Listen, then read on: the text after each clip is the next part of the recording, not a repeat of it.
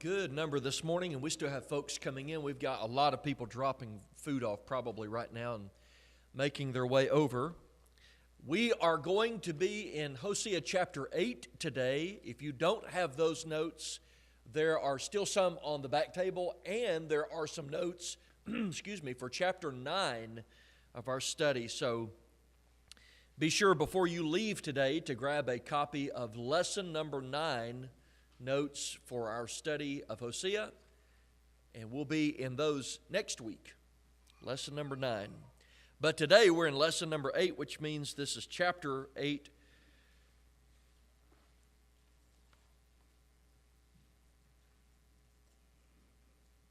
And today is all about choices and consequences in chapter 8.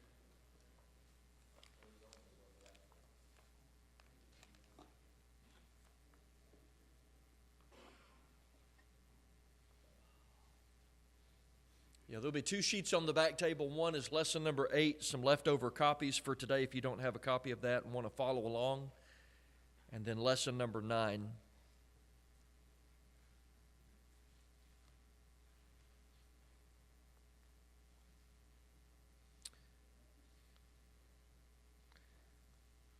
All right, so in chapter 8, we've got about 14 verses, and rather than read it all right up front, we'll just read the section of verses that correspond to the questions. So let me read question number 1, which covers verses 1 through 4 of chapter 8, and then we'll read chapter 8, verses 1 through 4, and then we'll open it up for some discussion and get that under the belt. So here's question number 1. Do we, and we're making some application here, do we, and we mean by that people, do we sometimes chart a course of action without consulting God? Verses 1 through 4. Do you think it happens often or maybe rarely? If we do it, why do we do it? And why are we failing, or what are we failing to consider when we do it? So look at verses 1 through 4. Set the trumpet to your mouth. He shall come like an eagle against the house of the Lord, because they have transgressed my covenant and rebelled against my law. Israel will cry to me, my God, we know you. Israel has rejected the good. The enemy will pursue him. They set up kings, but not by me. They made princes, but I did not acknowledge them. From their silver and gold they made idols for themselves, that they might be cut off.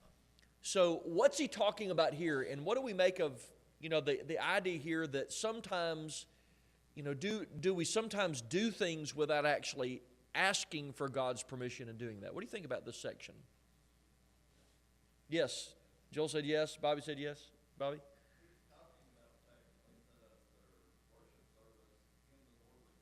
Yeah.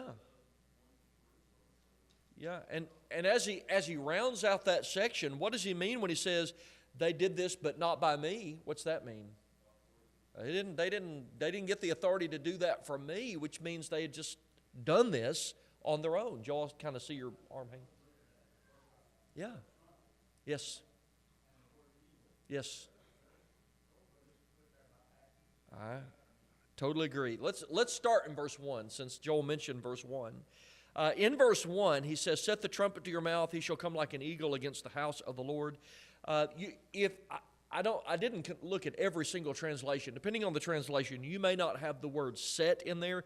I'm reading New King James. Do you see that it's italicized in New King James? And I'm sure it's italicized in King James, which means it was added by translators. Probably shouldn't be there, but I think sometimes words like that are added to sort of get the flow. I don't know that it does a disservice, but the idea is trumpet to the mouth, an eagle against the house of the Lord. It's very dramatic in the way that it's written. I have no doubt that he's drawing on language that Moses wrote about way back when in the book of Deuteronomy. We'll see that in just a second. Ellis, did I see your hand? Yeah, just an interesting note. ESV has eagle Oh, vulture. Okay, that's probably a really good translation of that, because he's talking about something that's going to eat the carcass. Yeah, that's a good translation. Hold your place here and go back to Deuteronomy. The prophets often would go back and draw from judgment language from earlier statements in the Bible. So go back to Deuteronomy 28. Deuteronomy 28.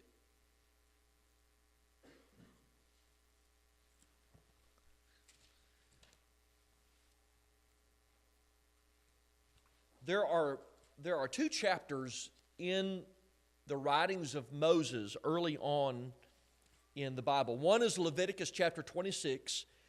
The other is Deuteronomy chapter 28. And both of those chapters explain everything that happens in the rest of the Old Testament. When they started rejecting God and turning their back on God, the consequences that they were facing were all predicted by Moses way back when in Leviticus and in Deuteronomy. So here's Deuteronomy 28, and go down to verse 49. And listen to this language. Now this is part of that judgment language.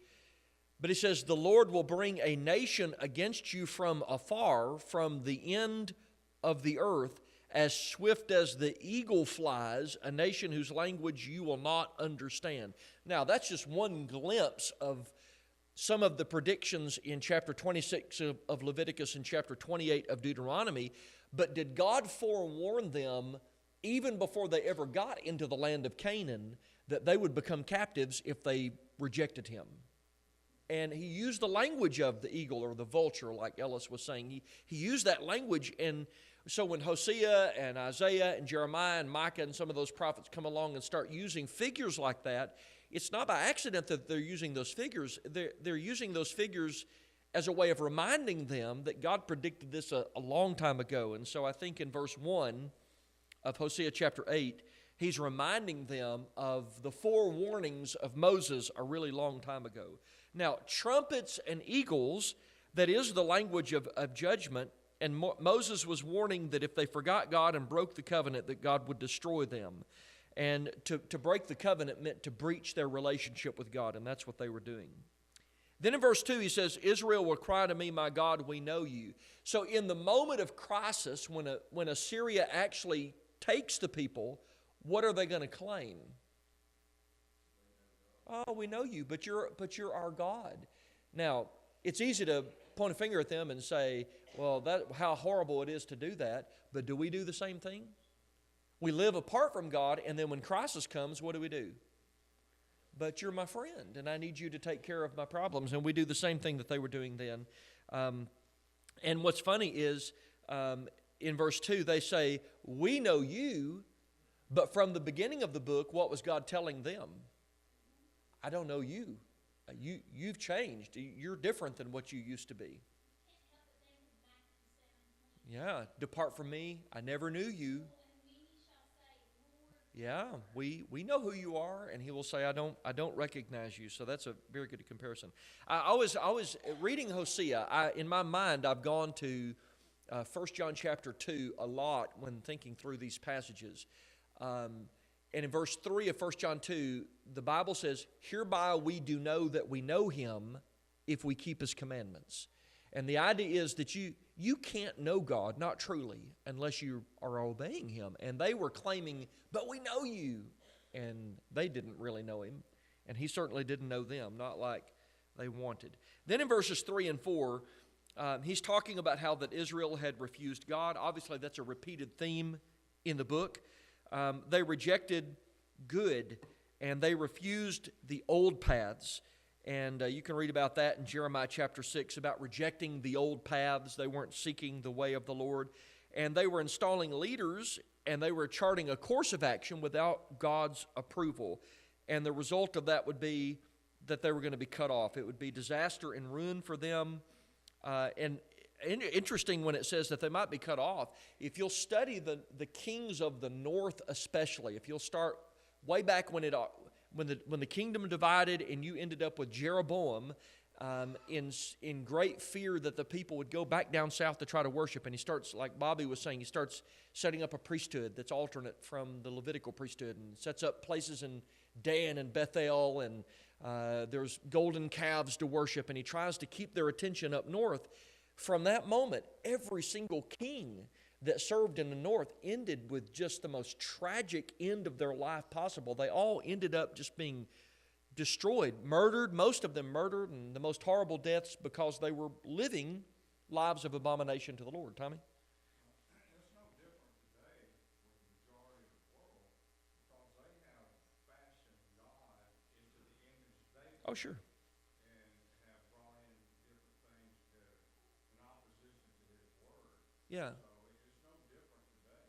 Yeah, and we can't make the mistake of when we read Hosea or other books of looking at the references, the many references to idolatry, and say, well, that's an ancient problem, because while we may not be fashioning things out of wood and silver and gold and putting them up on a mantle and worshiping them, we still have idols in our life, and we still face the same principled problems today. So I think that's good advice.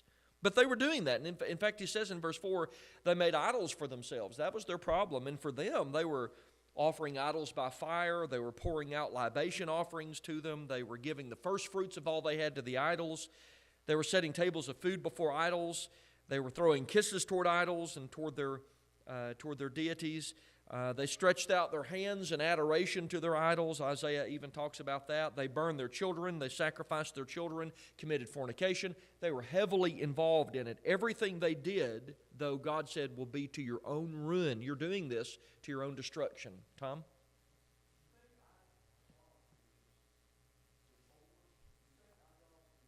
No. No. Oh, sure. Sure, in the form that it is here, exactly. But idolatry, I mean, by definition, what is idolatry? Putting anything in the place of God and then giving your devotion to that thing is idolatry. But now, like Tom is saying, especially still in the East, you still have a lot of the physical idolatry that you had like in the Bible. But for their entire history, the North had sought a course of action without consulting God. And again, it's easy to point a finger at them, but we do the same thing if we're not careful. We do that. If we're honest, it happens largely because of pride. We don't want to admit that we are incapable without God. We struggle with self-sufficiency, and we've done that since the beginning in Genesis 3. In Romans 6:19, Paul says we're human, that we just are limited in our knowledge. And sometimes we don't want to admit that we don't know things, that we need counsel. Jeremiah 10:23, I always think of that passage where he says, O Lord, I know that the way of man is not in himself. It is not in man that walks to direct his steps. So the idea is that we have no ability to know which way to go unless God tells us. And yet, in spite of that, we often make a way for ourselves. We chart a course for ourselves, and we end up in trouble. Rather than say, I don't know, let's consult the Word, we just make something up, or we trust our own sincerity to make it right. We'll do it. We're trying to be sincere. It must be right. And every single time we do it, we are denying that God has embedded consequences to our choices. There's a consequence to this action and to that action one way or another. Are we free to make a choice? We make a choice, but there's always a consequence to that choice, even if it's the wrong choice. So every choice has a consequence. And ultimately, the consequence is it's either life or death, because especially when it comes to spiritual things, it's that way. Go to Deuteronomy chapter 30. Just one more reference, and then we'll move to the next question. Deuteronomy chapter 30.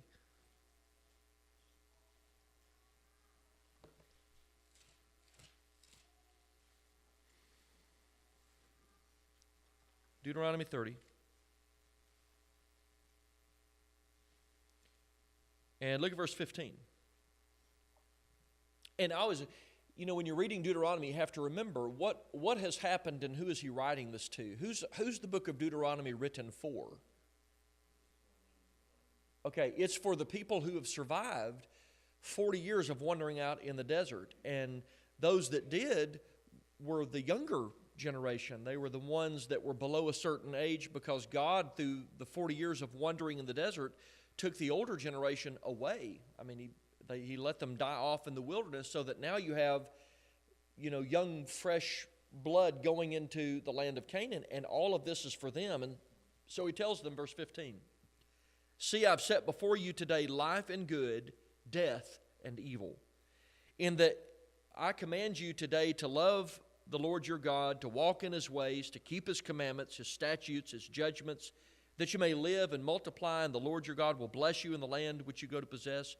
But if your heart turns away so that you do not hear and are drawn away and worship other gods and serve them, I announce to you today that you shall surely perish. You shall not prolong your days in the land which you cross over to Jordan to go in to possess. I call heaven and earth as witness against you today that I've set before you life and death, blessing and cursing. Therefore choose life, that both you and your descendants may live. So it was to them, but that principle is true across the board. It's still to us today, that every time spiritually, religiously, there's a decision to make, it's a choice of life or death, right? So it matters whether we consult God in the choices that we make. And God's instructions come to us not from a place of hatred and over restriction, but they do come to us from a place of eternal love and mercy and wisdom and infallible knowledge and justice and concern and comfort and providence. So they come to us from the best place possible. So we ought to be saying, well, what does God want me to do? Because He wants the best for me. But in the first 4 verses, he's clearly acknowledging they were setting up kings. They were doing everything they were doing, but not by me. They were not seeking my counsel in doing that. Any thoughts on that point before we move on? All right, so let's get to number 2. All right, in verses 5 through 10 here. What does God mean that they sow the wind and reap the whirlwind? Hosea chapter 8, verses 5 through 10.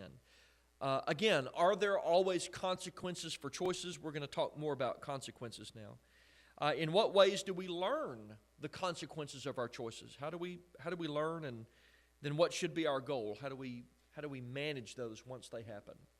What do you think about that? Verses 5 through 10. Let's just read that and then we'll open it up. Verse 5. Your calf is rejected, O Samaria. My anger is aroused against them. How long until they attain to innocence? For from Israel is even this: a workman made it, and it is not God. But the calf of Samaria shall be broken to pieces. They sow the wind and reap the whirlwind. The stalk has no bud. It shall never produce meal. If it should produce, aliens would swallow it up. Israel is swallowed up. Now they are among the Gentiles, like a vessel in which is no pleasure. For they have gone up to Assyria like a wild donkey alone by itself. Ephraim has hired lovers. Yes, though they have hired among the nations, now I will gather them, and they will sorrow a little because of the burden of the king of princes. What's he talking about there? Especially when he's talking about they sow the wind and they reap the whirlwind. What's that all about, Gene?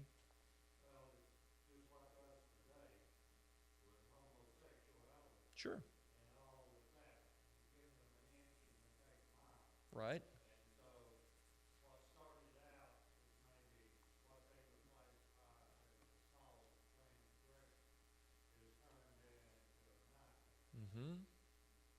And I think we talked about this just a little bit in the previous lessons, but when you sweep stuff under a carpet, eventually what happens? It starts to pile up. It never really goes away. It gets worse. He is. That's right.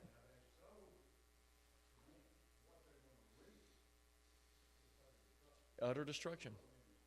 Absolutely. Yes, absolutely. Let's take a look, and I think we'll hit on both of these from Gene and from Joel. Look at verse 5. First of all, he talks about in verse 5, your calf is rejected. What's that a reference to? What were they worshiping? They were idolaters, so they were involved in calf worship. It was an ancient practice in pagan nations. In older cultures, in Babylonia especially, you see that, and so it'd been around for a while. The bull was a symbol for their most important deities like Enoch and Marduk and a number of others. So this had been around a while, but they were involved in ancient pagan religions. In Israel, though, interestingly, when they left Egypt, who helped introduce that? Aaron did. You think if he had only known how far they would have gone with that, would he have allowed them to do it. But Aaron was involved in that in Exodus 32. And then, of course, Jeroboam starts it all over again in 1 Kings chapter 12. But there's a rhetorical question here in verse 5. The rhetorical question here is showing that God's patience had basically run its course when he says, how long until they attain innocence? How long until they're incapable of doing, how long are they incapable of doing the right thing? He kind of is going to make another reference to this in Hosea chapter 9 when he says they became the thing that they loved. What had happened is they essentially, in all the treachery of idolatry, they had become that through their devotion to that. Then in verse 6, he mentions that of all peoples, they should have known that idols weren't gods. When he says a workman made it, it's not God. They should have known that because they had that common sense to know that, you carve a piece of wood and all of a sudden that's a God that made the world and that's worthy of your worship. They should have known that it wasn't that, and we should know that too. We just mentioned a moment ago in our conversation that idolatry includes many things. In Colossians 3:5, he talks about covetousness, which is idolatry. So anything could become an idol, and we're warned about it. In the New Testament, it wasn't a practice that had gone away or a principle that was no longer valid, because even in the New Testament, you get these repeated warnings. He'll say, do not be deceived, be aware of idolatry, 1 John 5:21 and other passages. So we need to be aware of it. In verse 7, though, he uses, like Joel said, that agricultural term of sowing the wind and reaping the whirlwind, those agricultural ideas there. They had sown vanity and wickedness, and now they're going to reap destruction and punishment as a result of that. Now, that was both physical and spiritual, the consequences of their choices, because physically, all through Hosea, there have been references to the physical actions that God was taking against them. Yes, nations were moving against them, but one of the things that he was doing was he was affecting their crops, right? He was not allowing things to grow, and you see that the stalk has no bud. It shall never produce meal. If it should produce, aliens would swallow it up. Meaning that even if they were able to grow some, once the Assyrians start moving in, what would the Assyrians do to what little crops they had grown? They'd just take them. And then spiritually, he's saying spiritually through that physical analogy, they would not prosper. And what little hope they had, whatever they could generate, would be crushed by being taken by their enemies. Then in verses 8 and 9, he talks about how they had made foolish alliances with Assyria. He said, Israel is swallowed up. They're now among the Gentiles, like a vessel in which there's no pleasure. So they made foolish alliances with Assyria, and they tried with Egypt. And in doing so, they lost their distinctiveness. They lost their identity. It was like a plain vessel, right? It was just undesirable. It's not like it was a prized vase anymore. They were just like every other vase. They were indistinguishable from all the others. They're like a wild donkey, just out there alone by itself. That's the analogy that he's using. And according to verse 10, they sought to appease their enemies at the expense of truth and righteousness. In verse 10, he said, they have hired among the nations. And the idea is that they had so tried to appease Assyria that they compromised their faith in doing that. And because of that, God will collect them. He's going to punish them. And then he says in verse 10 that they will sorrow a little because of the burden of the kings of the princes. And probably the better translation would be something like this. They will be diminished through the burden of the king of princes. And that would be a reference to Assyria there, that Assyria would do something against them. So, but there's a principle embedded in that. The principle is there are definitely consequences to actions. You reap what you sow. That's the principle here. And is there a way for us to know consequences to actions in advance for most things?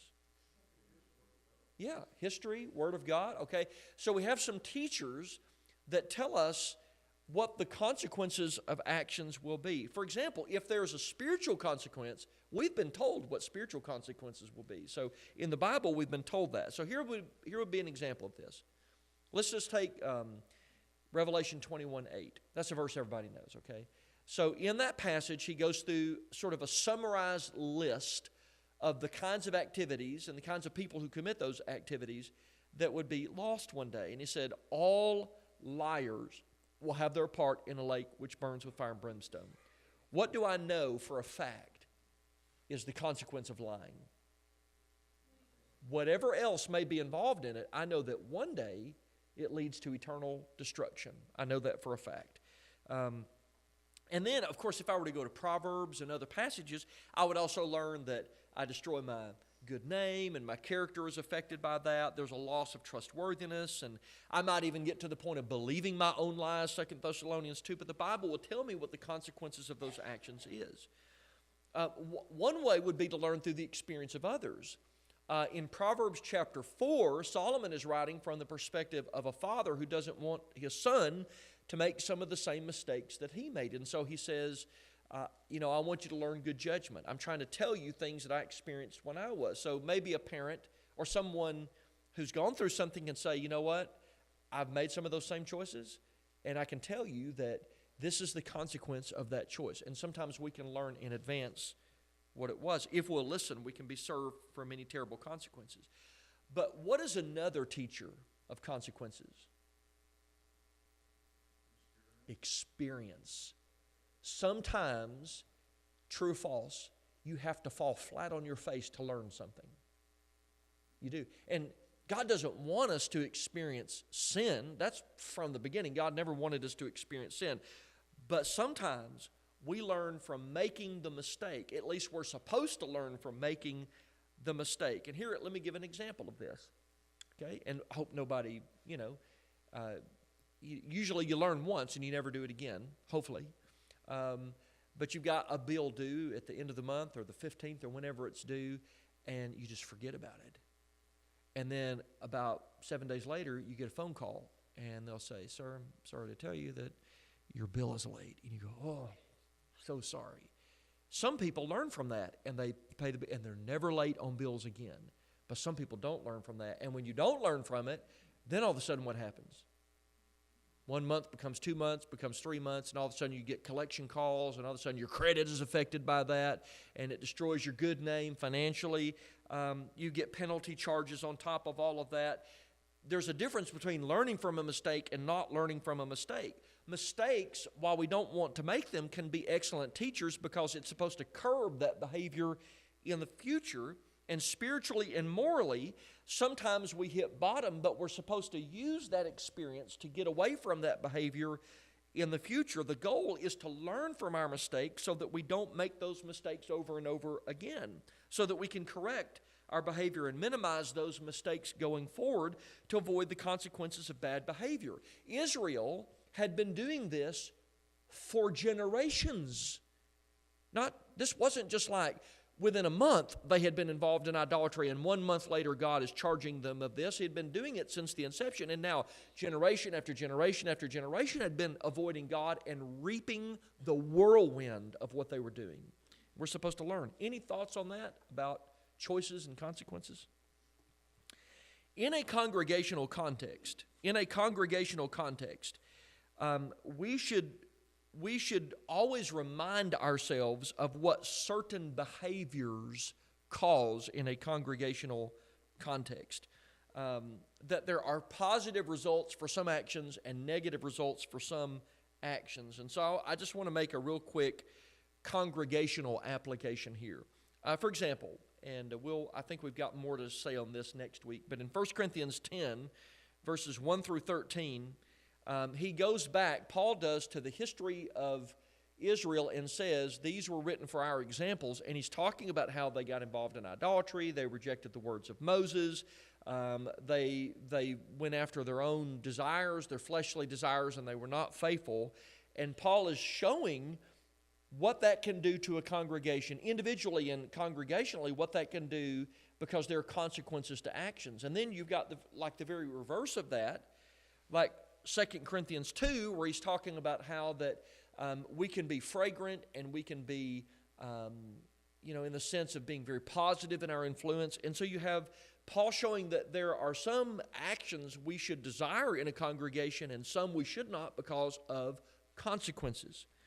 It should be a challenge to a congregation to encourage good behavior because we want good consequences to come from that. It should also be a challenge to parents to help their children avoid pitfalls in life. And so I just jotted a couple of things down from a parent perspective.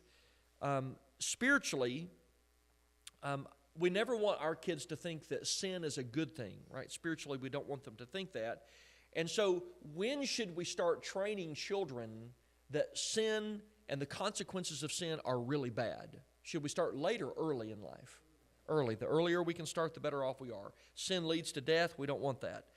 And while we should teach the consequences of sin, kids also have to be independent decision makers. They have to learn how to make decisions on their own. And so what we have to do as parents, this is preaching to me, is we have to teach our children to be, we have to teach them how to stand on their own 2 feet, right? I can't protect them forever. So they have to learn how to do that on their own. So we have to teach them how to resist sin. And sometimes experience is the best teacher in life. And while we don't want them to be wrong, what we have to teach our children to do is to, when they do make mistakes, to learn from those mistakes and become better people as a result of that. People, even children, have to hit walls sometimes to learn that life is hard and that God is the only sure way in life. It's just the way that it is. And so, when you sow the wind, you reap the whirlwind. And that's a hard lesson to learn in life. We just have to learn it. Any thoughts on that real quick? Okay, number 3, real quick. Do these principles apply to religion also, right? We've been talking about individual choices, but do they apply to religion, verses 11 through 14? Some believe that we can do anything in religion and that it will be acceptable to God. What do we learn here? Does it matter what we do in worship? Listen to verse 11 through 14. Because Ephraim has made many altars for sin, they have become for him altars for sinning. I have written for him the great things of my law, but they were considered a strange thing. For the sacrifices of my offerings, they sacrifice flesh and eat it, but the Lord does not accept them. Now he will remember their iniquity and punish their sins. They shall return to Egypt. For Israel has forgotten his maker and has built temples. Judah also has multiplied fortified cities, but I will send fire upon his cities, and it shall devour his palaces. What's he talking about there? What's he saying? What were they doing, and what was God's reaction to what they were doing? Okay, and they were clearly doing the wrong thing. And did God accept those wrong things? No, he's not going to do that. So in verse 11, he says, Ephraim has made many altars for sin. Did God set up an altar in one place for people to come and worship? Yes. What did they do? They set them up all over the place. They made many altars. People changed that. You can read about that in 1 Kings chapter 12, and it became a snare to them. Spiritually, it became generation after generation a snare to them. Then in verses 12 and 13, they could not claim ignorance because in verse 12, God said, I've written great things for them in my law. Had God from the beginning written what they should have been doing? He wrote it down for them. And not only that, he reinforced it through the messages of the prophets. The prophets themselves were reminding the people. But they were so alienated from God's word that it actually had become strange. When they read the Bible to them, when the prophets would present the word of God, it was so weird to them to hear that because they had been so removed from that. The word strange here kind of carries the sense of old-fashioned or irrelevant. They just didn't consider it fresh anymore. And in verse 13, they abused the sacrifices in such a way that they made it about fleshly indulgence, right? They might come before God with sacrifices. They're using it as a meal, and they had just abused it in every way, and God said they're going to be punished for that. He mentions Egypt in verse 13. That's figurative for captivity. We'll see a lot more of that language coming up in chapter 9. In verse 14, though, he says, they have forgotten their maker. They have forgotten me. The word literally means to mislay. And the language here is something. Have you ever, we all do it, right? You've got your car keys, and you know for a fact. You put your car keys down on the island in the kitchen, and you go back later, and they're not there, and you have misplaced your car keys, and you don't know where they're at. And you tear everything apart. And, of course, it's always some place where it was pretty obvious, but have you ever misplaced something and not been able to find it? And then you have to, I'll do this all the time. I'll say, Ashley, call my phone. I have no idea where my phone is at. I don't know where. And then, of course, it's usually on vibrate, and I never am able to find it. But I just misplace it everywhere because you do it without even thinking about it. And that language is now being used to describe Israel. They misplaced God. They couldn't find him. They didn't want to find him. They just set him aside, out of sight, out of mind. That's what they had done. They were warned not to do that. That same language is used all through the book of Deuteronomy, especially in the early chapters where Moses said, don't forget. And that's the idea. Don't misplace him. Don't set him aside. They had become self-serving. And they may have admitted that God existed, but they rejected what that meant. They just weren't in tune with God anymore. And they would even admit that God spoke. They would say the prophets are speaking.